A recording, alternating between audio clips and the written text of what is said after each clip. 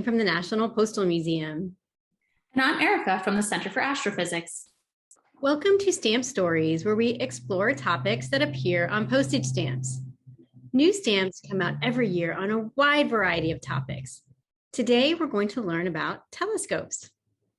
Telescopes are used to help us study distant objects. At the Center for Astrophysics, telescopes are used to help uncover some of the mysteries of our universe.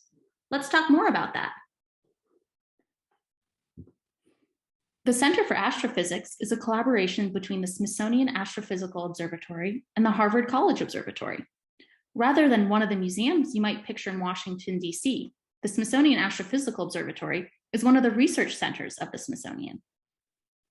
The Smithsonian Astrophysical Observatory has three main facilities: our headquarters in Cambridge, Massachusetts, located on the Harvard campus, the Fred Lawrence Whipple Observatory in Amado, Arizona, and the submillimeter array on Mauna Kea in Hawaii. The Center for Astrophysics also operates a number of other telescopes and instruments, both around the globe and in space. I help to run our microobservatory robotic telescope network. Telescopes designed to let young people like you explore the night sky. Here you can see two of our telescopes, Cecilia and Donald. Cecilia is in Arizona at the Whipple Observatory, and Donald is at Cerro Tololo Observatory in Chile. All of the microobservatory telescopes are named after historical astronomers with connections to the Center for Astrophysics. Cecilia, named after Cecilia Payne-Gaposchkin, discovered that stars are made of hydrogen and helium. Donald is named after Donald Menzel, a former director of the Harvard College Observatory. Telescopes, like these ones and the ones professional astronomers use, help us study objects in space,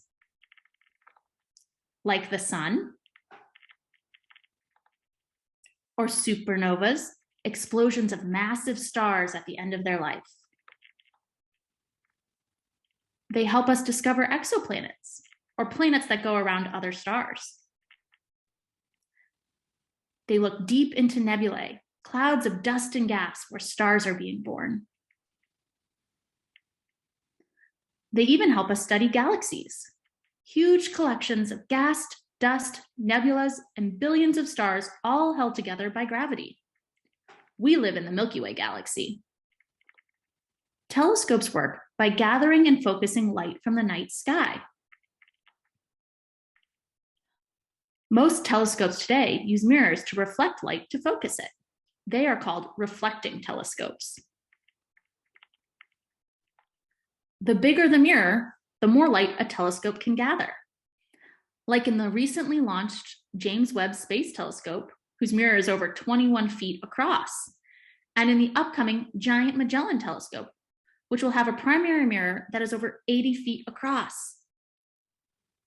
Professional telescopes like these and Chandra and the planned Nancy Grace Roman Space Telescope also have digital detectors to allow scientists to gather light over long periods of time. In these telescopes, light travels from an object in space to the telescope. The aperture or opening of the telescope lets the light in. The mirror then focuses the light towards the detector. The shutter lets the light through to the detector, and the detector records the light to create an image like those we saw earlier. It's so exciting to hear that there will be a telescope named after Nancy Grace Roman. Her contributions to the field of astronomy are so important. Let's read a book to hear more about her story.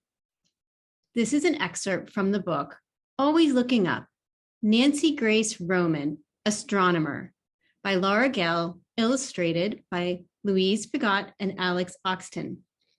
Special thanks to Albert Whitman and Company for permission to use this book. Young Nancy Grace loved to look up at the endless night sky. She gazed at the tiny blue-white stars glittering in inky blackness. Her father's job changed again and again. For Nancy Grace, this meant moving from Tennessee to Texas, to Oklahoma, to New Jersey, and then to Michigan. Each new place seemed different and strange, but the same night sky extended across the country and beyond. Nancy Grace looked up to see the familiar moon glowing above each new home. and wearing her first pair of glasses, Nancy Grace looked up through their lenses to see colors twirling and dancing on a dark stage, the Northern Lights. With curiosity as boundless as the universe, Nancy Grace vowed to learn more about space. She gathered friends into an astronomy club to study the constellations. Together, they mapped sparkling patterns on an infinite black canvas. Standing in the quiet night, Nancy Grace watched brilliant meteors shoot across an ocean of deep, dark blue. And she noticed Venus and Jupiter outshining the stars. With determination as fiery as a supernova, Nancy Grace went on to college, where her professors told her science and math were masculine subjects. Cold, hard facts and calculations were best left to men, they believed. Literature and history, those were for women. Yet Nancy Grace knew astronomy was for her, and her eyes were strong again, strong enough to read a tower of books stretching towards space. Nancy Grace blazed through science classes until one teacher admitted, maybe you just might make it. With powerful tools and her powerful mind, astronomer Nancy Grace searched for new information, new answers, even new questions about the universe. She studied bright stars in our swirling Milky Way, noting that young stars move differently from older ones. She observed binary stars like AG Draconis, a giant star and a dwarf star orbiting each other. She worked with radio telescopes, detecting invisible energy from stars and planets. When brand new NASA needed a chief of astronomy, Nancy Grace seized the opportunity. She traveled the country, asking scientists about their hopes for space astronomy. Many had the same desire, a clear view of space from above the atmosphere. Nancy Grace understood that the atmosphere blocks and alters light from space. Looking at stars through the atmosphere, she wrote in an essay, is not too different from looking at streetlights through a pane of old stained glass. Nancy Grace dreamed of helping astronomers see farther into space than humans had ever seen before, past the moon, past Venus and Jupiter, past the stars she had mapped as a child. The world needed a new kind of telescope, one that floated above the atmosphere, orbiting Earth while capturing images of infant stars, black holes, and galaxies billions of light years away. Nancy Grace brought astronomers and engineers together. What did astronomers want? What did engineers believe possible? What if something went wrong up in space? Meetings continued for years. Gradually, they agreed on a design that would become the Hubble Space Telescope. NASA needed money from Congress to pay for Hubble, lots of money. One senator questioned whether taxpayers should fund an expensive telescope. But Nancy Grace had experience defending her choices. For the price of a single night at the movies, every American will get 15 years of exciting scientific results, she wrote in response.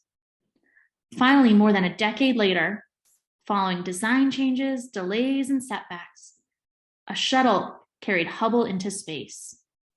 As big as a bus, as heavy as 2 elephants, Hubble was launched into orbit. The world waited for the first photographs taken without the distortion of the atmosphere. Photographs that would prove Hubble worthy of the money and years of effort. But the first images were blurry, and hopes plummeted like a falling meteorite. Yet way back when Nancy Grace brought a team together to design Hubble, they had repair missions in mind. Hubble was the first telescope designed to be serviced in space. 3 years after Hubble's launch, astronauts installed a device to correct the faulty mirror. It was like putting glasses on Hubble. Once again, people across the globe waited for pictures. Would the fix work? Nancy Grace waited too. Yes, crystal clear images from Hubble dazzled and delighted, informed and inspired. Nancy Grace, called Mother of Hubble, marveled along with the rest of the world at the photographs sent back from space. Comets hurtling into Jupiter, dust storms on Mars, nebulae shaped like a butterfly, a crab, and a tarantula. Over the next quarter of a century, much longer than the 15 years Nancy Grace had promised Congress, Hubble changed the way people saw the universe and helped scientists make giant leaps in understanding space. Astronomers could track the shrinking red spot on Jupiter, measure the atmosphere of planets beyond our solar system, and estimate the age of the universe. After retiring, Nancy Grace never stopped learning about astronomy, reading papers, attending lectures, talking with other astronomers. And even in her 90s, Nancy Grace loved to walk outside and look up at the endless night sky. As she said, the real way to learn about the sky is to look at it. That was a great story about a woman who was so important in bringing the Hubble telescope to life. Unfortunately, Nancy Grace Roman is not featured on a postage stamp, at least not yet. But here you can see a stamp with the image of Edwin Hubble, who that famous telescope was named after. Hubble was an astronomer, just like Nancy Grace Roman. He made groundbreaking discoveries that helped humans better understand space. The telescope you see behind Hubble on this stamp is at Mount Wilson in California, which is where Hubble did most of his work. This stamp shows a drawing of what the Hubble telescope looks like. Although Edwin Hubble was no longer alive when this telescope was launched, it was named in his honor, and it is one of the most famous telescopes in the history of space exploration. Hubble was launched in 1990, over 30 years ago, and it is still orbiting the Earth today. It travels at a rate of 5 miles per second, which would be like going all the way from Washington, D.C. to Los Angeles, California in 10 minutes.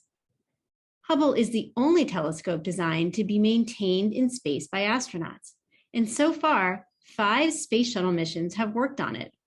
Because astronauts can fix Hubble when things break or wear out, it is expected to last until the year 2030 or even 2040.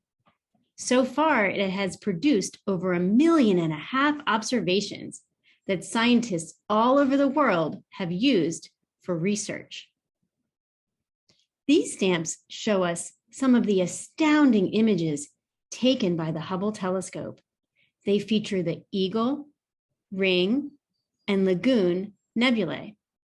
As Erica told us, a nebula is a cloud of dust and gas. Some are regions where stars are being born. Others come from the gas and dust thrown out by the explosion of a dying star. Edwin Hubble's work as an astronomer and the information we have from telescopes has helped the science community understand nebulae much better. The Hubble telescope has been a vital part of this work because it can take very clear pictures that are not blocked or altered by the Earth's atmosphere, as we learned in the book we read. The Hubble telescope is very important, but it's not the only kind of telescope that astronomers use. This set of stamps celebrates probing the vastness of space, and it features 6 different powerful telescopes that are used to study space. You can see the Hubble telescope in the top left corner. The other ones featured in this series are found on Earth, like many of the telescopes run by the Smithsonian's Astrophysical Observatory. In fact, one of these stamps shows a place that Erica mentioned. Remember the telescope called Donald, named after a former director of the Harvard College Observatory? That telescope is at Cerro Tololo Inter-American Observatory in Chile, which you can see here on its own stamp.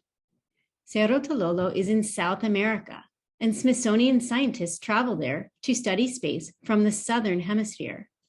This site is well known as a place where astronomers from many different countries can work together on their research. Who knows what they might discover next?